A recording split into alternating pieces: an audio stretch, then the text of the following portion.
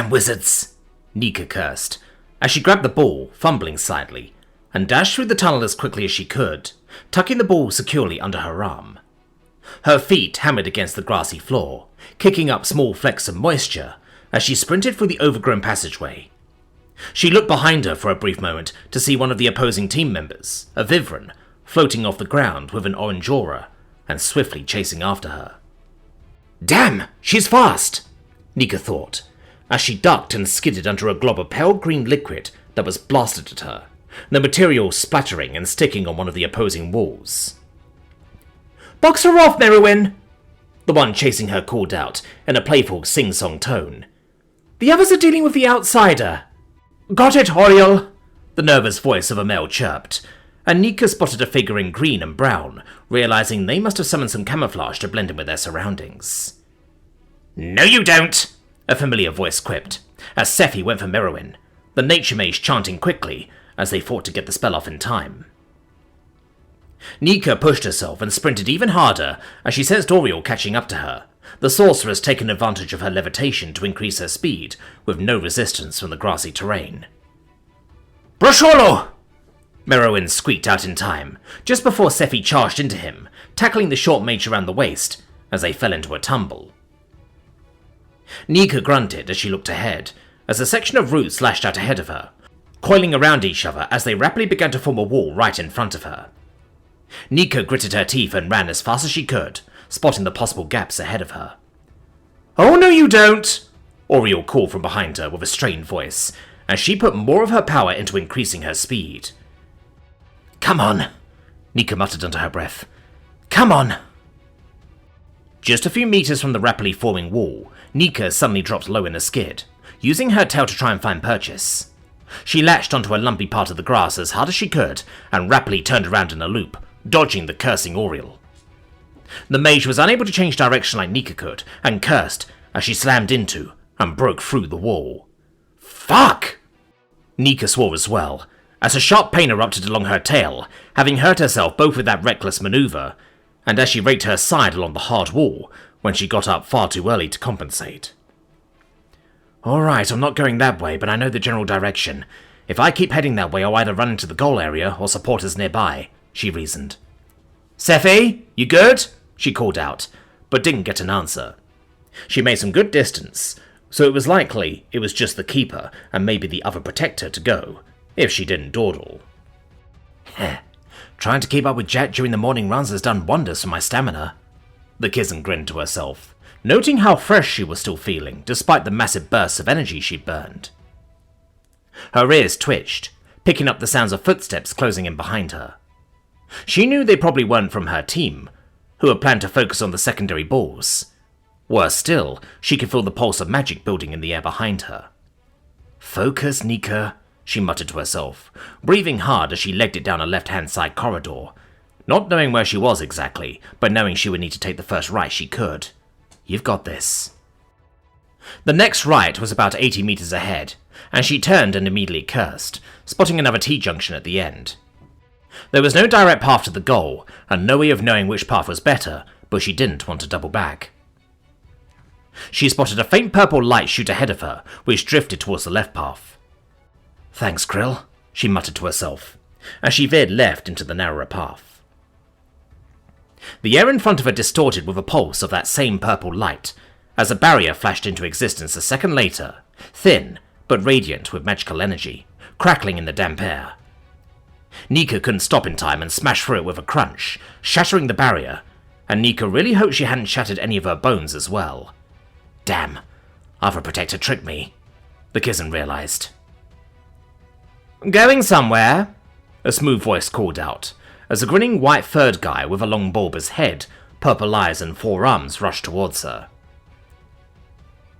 Nika grinned despite herself. Yeah, your goal! The dude grinned. I'd like to see you try, he called back, as he made several somatic movements with his arms, as another purple sheen began to materialize between them. Nika charged straight towards it without hesitation. The mage's eyes widened slightly, just as Nika twisted her body and vaulted toward the right wall. Her claws scraped against the wet mossy stone of the corridor as she pushed off hard, throwing herself sideways over the extending barrier. She barely cleared it. Her trailing foot clipped the top edge of the magical wall, sending a sharp jolt of tingling energy through her leg. But she still landed well, transitioning into a low roll, and popped back onto her feet almost instantly.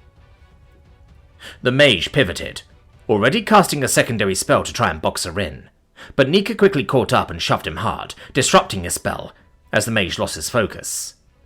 He tried and failed to grab the ball from her, as she passed before giving chase. Now I've got to find that goal, Nika thought desperately. All teleportation above blinking is banned, but I don't doubt they have ways of catching up. The corridor opened suddenly into a large circular clearing, a wide room surrounded by tall glass walls, overgrown with vines and brightly vibrant flowers that pulsed with arcane power. The ceiling above had several glass vents that let in a crisp draft of air that ruffled Nika's fur while keeping her cool. And then the wind hit. A sudden, brutal gale tore through the arena, the swirling air howling through the gaps in the glass and creating an uneven, punishing current. Nika immediately had to drop low to avoid being pushed backwards as her ears flattened from the pressure. "Oh, hell no!" a female voice called out from somewhere in the distance. "I'm not giving up the first goal without a fight!" Across the room, right at the end point where two other corridors intersected, the keeper stood at the edge of the shimmering ring of magical light projected onto the floor, a tall girl with a pair of massive black eyes and pale blue skin, her staff planted firmly into the ground as her long, dark, wet hair billowed around her from the magical rain pattering all over the chamber. "Shit," Nika cursed as she got to all fours, digging her claws into the grass to keep herself steady, adjusting her stance to the shifting wind patterns. "Gotta juke her. It's a big room." Her eyes narrowed as she waited for the right moment. Now! Nika launched herself forward, slicing through the wind in a low sprint. She darted left, then moved hard to the right to avoid a spike in pressure, then slid low as a sharp updraft nearly lifted her off the floor. "Oh no you don't!" the keeper growled, grunting with effort as she put more force into the veritable hurricane, which sent Nika flying back for a moment before she used her tail to avoid the worst of the force as she pulled herself to the side, sprinting diagonally as the keeper tried her best to keep up, directing the winds to batter the Kizan back and sweep the ball out of her hands. Nika kept her grip, but only just, as the keeper tried a different tactic, redirecting the blast of the winds to knock her from the side. She planted her foot down and twisted into the wind, letting it carry her momentum as she suddenly gained an unlikely source of speed, which she used to her advantage as she used the force of the wind to jump up to the leftmost wall, actually running along it for a few paces, before leaping up high, throwing the ball with a sharp underhand toss. The ball cut through the air like a bullet, slipping between the churning currents of wind, and despite the keeper diving to try and catch it in time, it slammed into the goal ring with a bright, resounding pulse. Ding! The magical sigil in the goal flashed bright green as the playing field erupted with the sound of cheers from the crowd, followed by the loud sound of a buzzer to indicate the release of the secondary balls.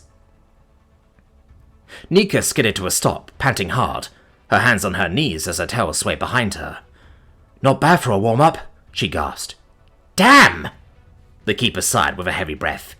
"You alright?" she asked Nika, offering the Kizan a hand to get to her feet.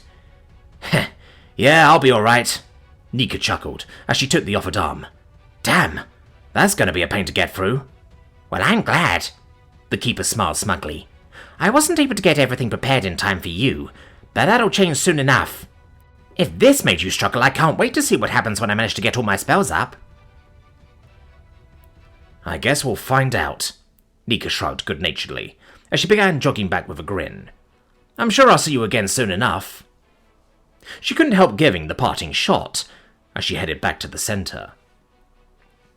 "Heh, score one for us," Scifi grinned, as she wheeled a minimap of the playing field to show up on her augmented vision, while listening to the sounds around her for where her teammates might be. "We've got this game in the bag." She darted through the twisting corridor like a shadow, barely making a sound as her feet impacted the grass. She didn't know if the spellcasters on the opposing team would be able to detect her, but just in case they couldn't, she wanted to be able to catch them by surprise. Can't let Nika score more goals than me. The sounds of activity grew louder, and Scifi quickly slid around a sharp corner and headed left. Ahead, she spotted Critch clutching a ball tightly against his chest, his fur bristling as he crouched low and twisted, escaping the attempted grab of the other team's captain, who responded by blinking ahead with a fiery puff to try and block the lister. Val and Bentham were flanking him, and Bentham sprinted ahead, using her momentum to roll into a ball to charge the captain, before they were abruptly halted by a summoned purple barrier, which Val deftly vaulted over to tackle the protector who cast it. Critch ducked under, rushing towards the enemy captain, dodging to the right, before sliding left past him. "Thello, hurry!" the captain called, before several puffs of blue smoke flared up in front of Critch, as several large blue bugs manifested. "Ah, crap. They have a summoner," Scifi thought. The bugs were the size of Critch, and were quick on their feet as he tried to get past them. "Critch, over here!" Scifi called over, the lister rapidly turning to spot her, and wasting no time in throwing the ball over to her. Scifi grinned, and leapt for the ball. But so did someone else. Out of the shadows, a figure walked out like they just walked through a door, shooting out a shadowy appendage that only just snatched the ball before Scifi could grab it, yanking it back with force. "Good job, Riven! Everyone help her get it out of here!" the captain yelled, as Riven began running, trying to dodge but failing as Scifi roughly tackled her, but not before the mage blindly threw the ball behind her in a desperate move, which was picked up by another member of the opposing team that looked all blurry from an obvious enchantment. "Oh no you don't," Scifi gasped as she got up, staggering as Riven held onto her foot before she kicked back and freed it. She ran to quickly gain on the blurry mage, before she heard a word of power behind her as the ground abruptly opened up into a pit. "Fuck!" Scifi exclaimed, as she only just cleared it, using her wings to elevate herself above it and tripping on the lip, killing off her momentum. The pit disappeared as Bentham shoulder-barged Riven, breaking her concentration. "Get after him!" Val roared from further down the corridor. "On it!" Scifi called back, re-picking up speed as she saw the blurry mage take a right at the end of the long corridor. "Alright," the scritter thought to herself. "Maybe this won't be so easy." "Come on, move," Jack thought to himself, as his muscles screamed in protest. His breath was still fogging in front of him as he shook off any loose ice still on him, though several pieces were still stuck painfully to his skin. Focus and move! Jack's gaze locked onto the nearest ball, which had just bounced off the frozen surface of the pond. His instincts screamed at him to move, but his body was refusing to cooperate. Growling, he forced himself to lunge forward, his feet pounding over the wet grass as he charged towards the ball. His legs felt heavy, each stride took more effort than it should have, and he was acutely aware of several other forms rushing for the ball as well. Jack's heart hammered as he closed the distance. He could feel his heart pounding, far too hard for the amount of effort he was putting in. There was a creeping sluggishness spreading through his chest and shoulders, and his limbs felt disconnected, like there was a microsecond of delay between thought and action. His vision swam for a moment with the discharge of energy, and he growled as he focused on staying awake, before outright diving for the ball in front of him. His fingers brushed the ball's edge, only for it to slip away from him, caught in the pair of long, spindly arms that snatched the ball and dodged around him. The figure sprinted for one of the tunnel entrances, buffeted by some kind of haste spell, similar to the potion he had quaffed during their escape from Scraphaven.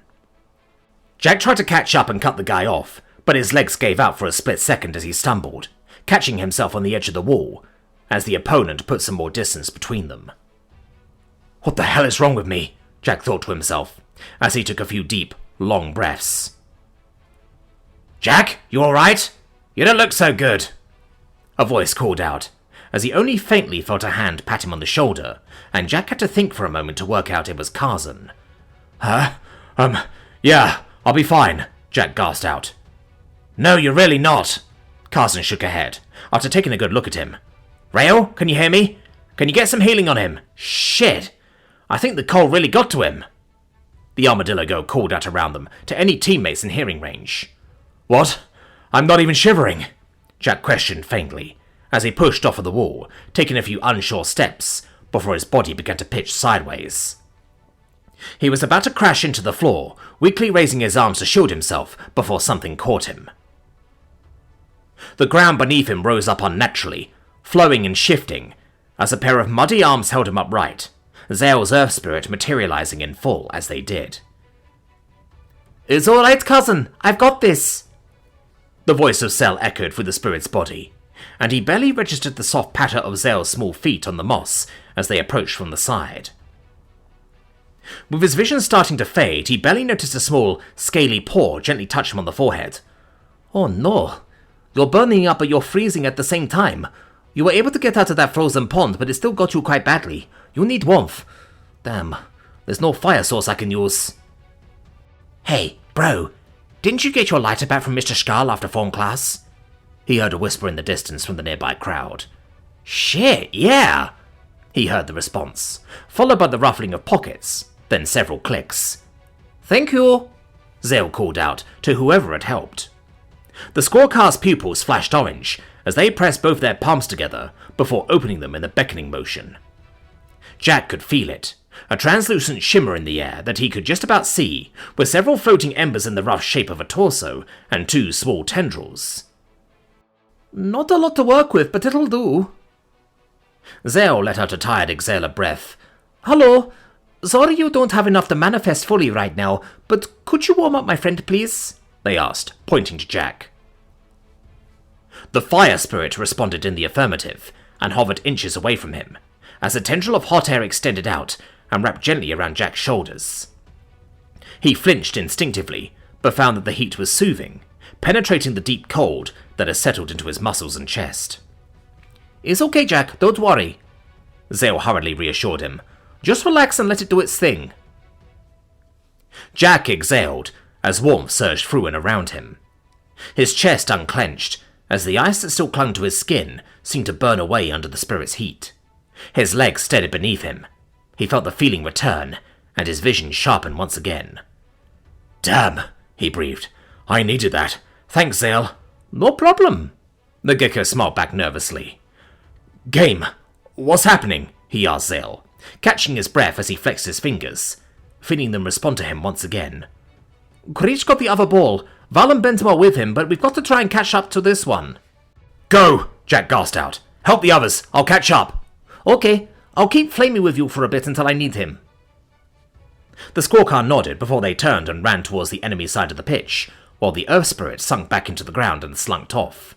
Jack, spotting a lump, slightly lift the ground as it moved away.